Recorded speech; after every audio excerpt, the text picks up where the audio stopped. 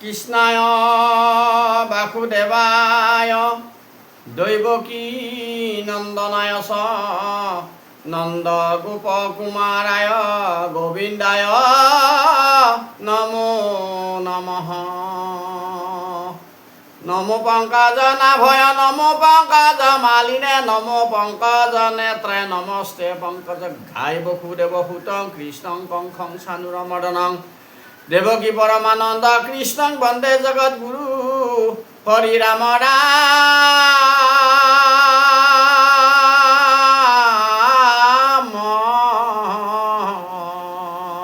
রাম। মুখং করোতি বাচালাং পঙ্গুং লঙ্ঘয়তে গিরিম যৎকৃপাতমহং বন্দে মাধব মাধব হরি রাম রাম রাম। হে ভগৱান কৃষ্ণ গোহাঁই, হে দৈৱকী নন্দন বাসুদেৱ গোহাঁই, হে যশোদা নন্দন কৃষ্ণ কানাইয়া, তোমাৰ পবিত্ৰ চৰণত, তোমাৰ অৰুণ চৰণত, তোমাৰ অভয় চৰণত শতকোটি প্ৰণাম জনাই এই ভাগৱতৰ অকণমান আকৌ প্ৰেম ৰস, ভক্তি ৰস, কীৰ্তন ৰস কৰিব বিচাৰিছোঁ। ইয়াতে কিবা দোষাদোষ হ'লে সৰ্বদোষ মৰিখন কৰি অভয় মংগল দূৰ কৰি সুমংগল বৃদ্ধি কৰি সকলোৰে মংগল কামনাৰ্থে প্ৰভু এই কৰ্মখিনি কৰিব বিচাৰিছোঁ। কৃষ্ণ গোসাঁই কৃষ্ণ গোসাঁই কৃষ্ণ গোসাঁই। এতিয়া আহিলে আমি ভীষ্মৰ মুখ্য হ'ল ভীষ্মই বৈকুণ্ঠ স্থান পালে, কৃষ্ণ সন্মুখত থাকিলে, ভীষ্মই জীৱন ত্যাগ কৰিলে। ইয়াৰ পাছত কৃষ্ণই কি কৰিলে? দ্বাৰকালৈ গমন কৰিলে, পাণ্ডৱৰ পৰা বিদায় লৈ। অতিকে দুখৰ কথা, আমাৰ যদি আলহীবিলাক 2 দিন 3 দিন আমাৰ ঘৰত থাকে, যাবৰ সময়ত আমাৰ সঁচাকৈ বহুত বেয়া লাগে বা বিদায় দিবলৈ মন নাযায়। ঠিক তেনেকুৱাকৈ কৃষ্ণ কুৰুক্ষেত্ৰ যুদ্ধৰ আগৰ পৰাই একে যুদ্ধ শেষলৈকে হস্তিনাপুৰত থাকিলে, পাণ্ডৱৰ লগত থাকিলে। বিদায় মুহূৰ্তত আচলতে এইটো বহুত দুখৰ কাহিনী, আমি সকলোৱে জানো। তথাপিতো আমি সকলোৱে এইটো ভাবিব লাগিব, আমি এদিন নহয় এদিন আমি সকলোৱে সকলোক এৰি থৈ যাব লাগিব। আজি নহয় কালি, কালি নহয় হ'লে পৰহি, এই কথাটো আমি মনত ৰাখিব লাগিব। কিন্তু আমি সদায় ইজনে সিজনৰ মংগল কামনা কৰাটোৱে আমাৰ ভাগৱত ধৰ্ম বুলি কৈছে। কৃষ্ণৰ দ্বাৰা দ্বাৰকা গমন। শৌনক বদতি তুমি শুনিও কহু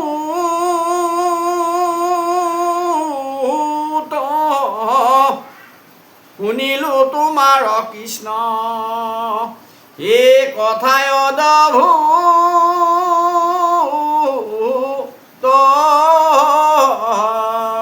ৰাম। এতিয়া চাওক, ইয়াতে কৈছে শৌনক বদতি তুমি শুনিও কহুত শুনিলো তোমাৰ কৃষ্ণ কথা অদ্ভুত। ইয়াতে আকৌ শৌনক আৰু সুতৰ কথা আহিলে। আচলতে আমি সকলোৱে জানো যে ভাগৱতখন শুকে কৈছিলে, পৰীক্ষিতে শুনিছিলে। আকৌ সুতৰ কথাটো ইয়াত কিয় আহিলে, শৌনক ঋষিৰ কথাটো কিয় আহিলে? এতিয়া কথা হ'ল, এই ভাগৱতখন, মূল ভাগৱতখন, আমি যিখন ভাগৱত আমি পৃথিৱীত আমি জনসাধাৰণে লাভ কৰিছোঁ, কৃষ্ণ প্ৰেমৰ ভক্তি লাভ কৰিছোঁ, কৃষ্ণৰ ৰূপ দৰ্শন কৰিছোঁ, কৃষ্ণৰ প্ৰেমত আপ্লুত হৈ আমি নিজকে নিমগ্ন কৰিছোঁ। সেই ভাগৱতখন আচলতে শৌনক প্ৰমুখ্যে 28,000 ঋষি মুনিয়ে শুনিছিলে আৰু এজন নিকৃষ্ট একেবাৰে নিম্ন খাপৰ নিম্ন জাতি সুতে কথাখিনি কৈছিলে। গতিকে ইয়াতে কৈছে যে শৌনক বদতি শুনিও কহুত।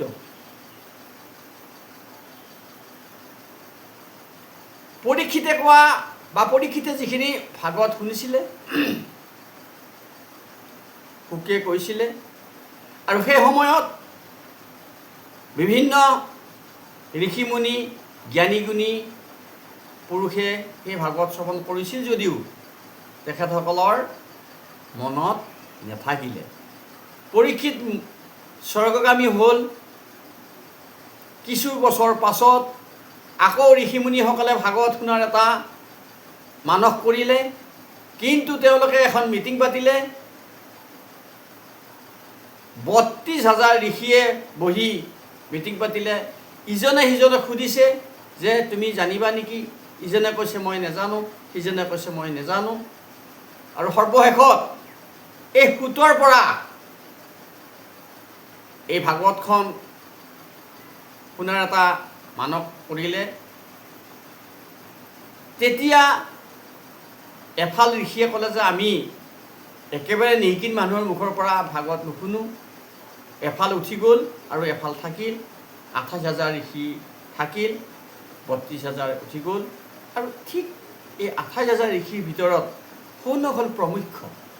আৰু ২৮,০০০ ঋষিয়ে ক'লে যে হে সৌনক মহোদয়, আপুনি কিবা প্ৰশ্ন কৰিব থাকিলে আপুনি প্ৰশ্ন কৰিব, সুতক আমি একান্ত মনে শুনি যাম। আৰু এই যিটো প্ৰস্তাৱ, সৌনকক কি কৰিলে? প্ৰমুখ্য।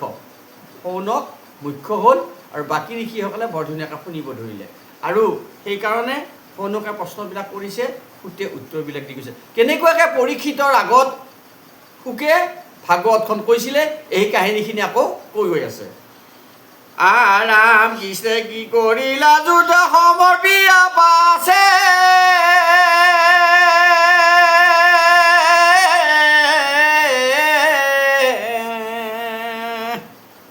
ইটো কথা শুনিবে আমাৰ ইচ্ছায় আছে ৰাম। সুতনি গদতি ঋষি শুনা শুনা কথা, ভাৰত যুদ্ধক সাংগ কৰি হৰি তথায়ে ৰাম। যুধিষ্ঠিৰ নৃপতিৰ বঢ়ায়া উৎসৱ, হতা সম্বাৰ প্ৰীতি হাতী সাধি ও ৰাম। বঞ্চিলা মাধৱ ৰাম। এতিয়া যাৰ কৃষ্ণ প্ৰিয় তাৰ কোনো কাজে ভয়, ধৰ্ম অৰ্থ কাম মুখ্য ইংগিততে হয়। ৰাজ্যলক্ষ্মী বিভৱে পাণ্ডৱে পালা পুন, কৃষ্ণৰ প্ৰসাদে যে অসাধ্য আছে কোনো। এবে তুমি হেন কাৰ্য কৰা মহাবল, ৰাজ্য ধন হৰি পদে সমৰ্পা সকল। যে কৃষ্ণ যাৰ প্ৰিয় থাকিব, কৃষ্ণ যাৰ সখা, যাৰ কৃষ্ণৰ প্ৰিয় তাৰ কোনো কাজে ভয়, ধৰ্ম অৰ্থ কাম মুখ্য ইংগিততে হয়। গতিকে ভগৱান কৃষ্ণই যেতিয়া ইংগিত দিব, আপোনাৰ ৰাজ্য লক্ষ্মী বিভৱ, ধন জন ঐশ্বৰ্য বিভূতি, সুখ দুখ মান যশ অপমান, আপোনাক চব ভগৱন্ত প্ৰদান কৰিব। আপুনি কোনো বস্তু বিচাৰিব নালাগে। ঠিক যুধিষ্ঠিৰে একো বিচাৰিব লগা নহ'ল, কৃষ্ণ নিজে লগ দিলে। আৰু সেই কৃষ্ণৰ কৃপাত যুধিষ্ঠিৰ ৬১ ৰজা হ'ল। আচলতে সেই কথাখিনি কাহিনীখিনি আমাকেই কৈছে। ৰাম কৃষ্ণৰ প্ৰসাদে পাছে, যুধিষ্ঠিৰ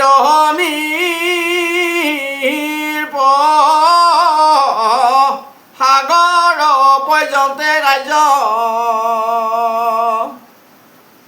পাইলা জম্বুদী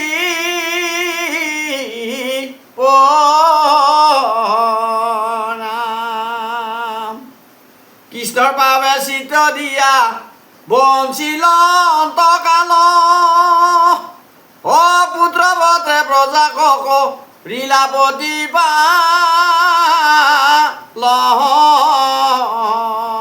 ৰাম। কোটি গন্ধৰ্বতো কৰি ৰূপৰ সম্পত্তি, দেখি গত নাৰীৰ বিস্ময় ভৈলা মতি ৰাম। দুটি পুৰন্দৰ ৰাজে নথাকিলা নিৰপতি, দ্বাৰকাক যাইবাক কৃষ্ণৰ ভৈলা মতি, সুহৃদ সবাৰো কৰায়ান উদয় ও হস্তিনাপুৰত বঞ্চি মাসকতিপ ৰাম ৰাম কৈছে সুধীৰ খবৰ বৰহাইলা উৎসৱ আনন্দ প্ৰীতি কতিপয় মাহ অৰ্থাৎ এবছৰো নহয় এমাহো নহয় হয়তো 2 মাহ হয়তো 11 মাহ হয়তো 7 মাহ এনেকুৱাকৈ তেওঁ কতিপয় মাহ ক'ত থাকিলে যুধিষ্ঠিৰৰ ৰাজ্যত হস্তিনাপুৰতে বঞ্চিলে আৰু সকলোকে সুখ আনন্দ প্ৰেম ভক্তি প্ৰদান কৰি তেওঁ আকৌ দ্বাৰকালৈ যাত্ৰা কৰিলে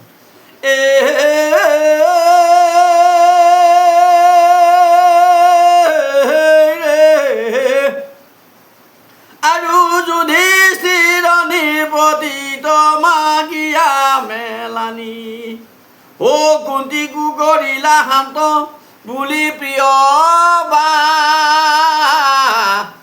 নিহিয় ৰাম ৰাম দুৰ্বধি প্ৰমুখ্যা পাণ্ডৱৰ যত নাৰী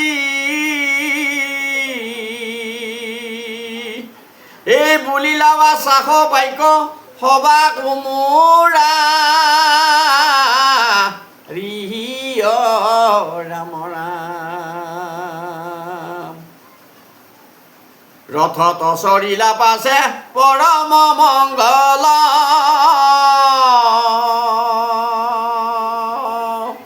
ও কৃষ্ণৰ বিয়োগে দুখে ও পাণ্ডৱ লয় ৰাম ৰাম বহিবাক খোজন্তে নেতৰ ইয়াত্ৰী নিৰ প্ৰবন্ধে কৰিলা তাক কথম পিঠিৰ কতো আলিঙ্গিয়া কতো প্ৰণামিলা মাথে ও মহোৎসৱ কৰিলন্ত যাত্ৰা জগন্নাথ হে ৰাম ৰাম মৃদংগ গোমুখ শংখ বজাবৈ কাহাল ডিম্বিডগৰ বোলক তোকৰ তাল চিন চৌদ্ৰ চন্ত্ৰদণ্ড গাউল যে বোম্বালে ও চলি যায় হেনা হব মহাকৌতূহলে ৰাম ৰাম আচলতে অতি সুন্দৰ নিদৰ্শন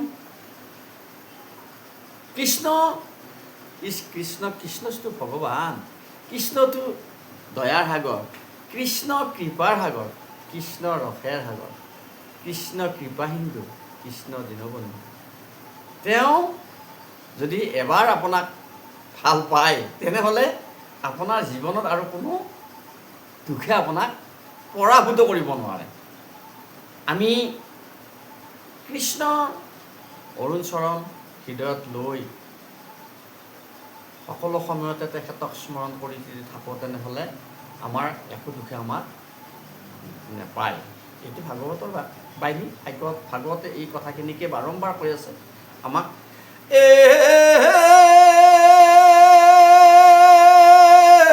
আৰু অৰ্জুনে ধৰিলা ছত্ৰ মাথাত হাদৰে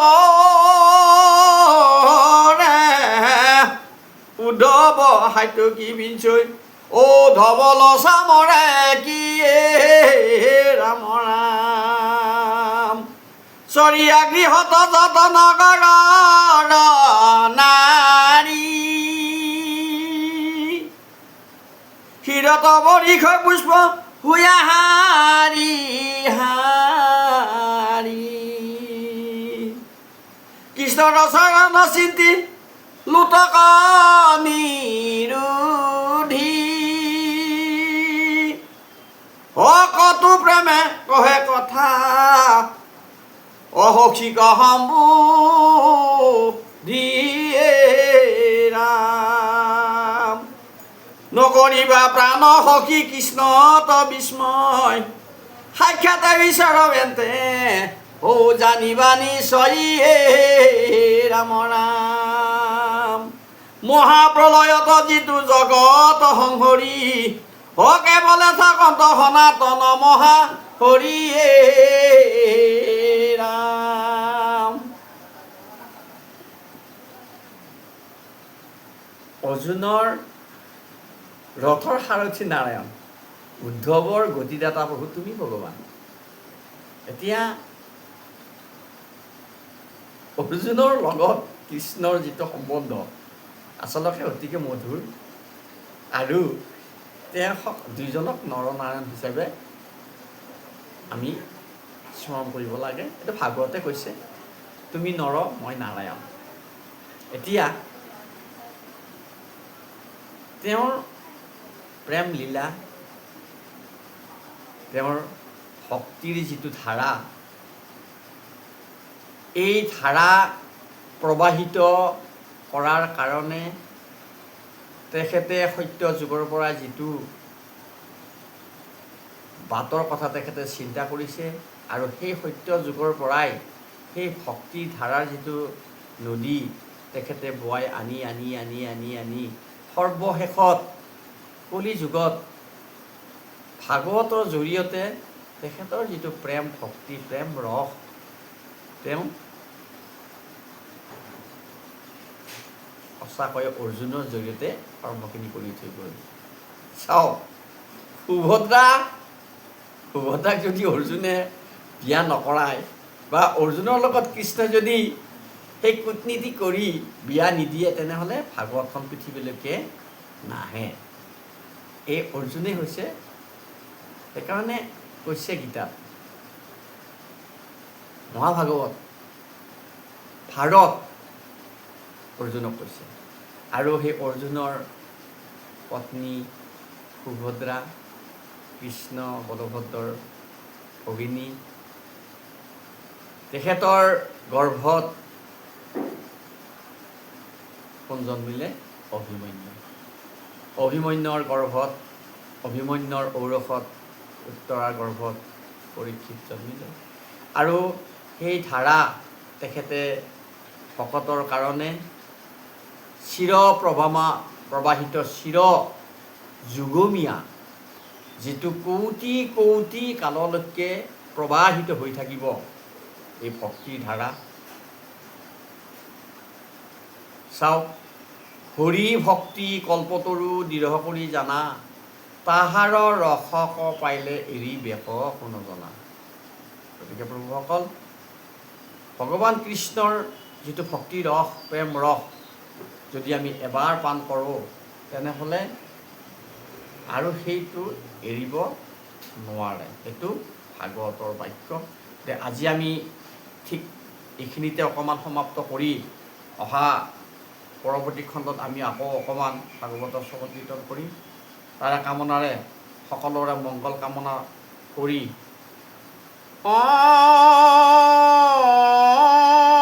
মংগলম ভগৱান বিষ্ণু মংগলম গৰুড়ধ্বজ মংগলম পুণ্ডৰীকাক্ষ মংগলায় তনু হৰি জয়স হস্তে গদা চক্ৰ গৰু জয়স বাহন শুভং কৰোতি কল্যাণম পদ্মনাভং জনাৰ্দন। ওম নমো ভগৱতে বাসুদেৱায়। ওম নমো ভগৱতে বাসুদেৱায়। ওম নমো ভগৱতে বাসুদেৱায়।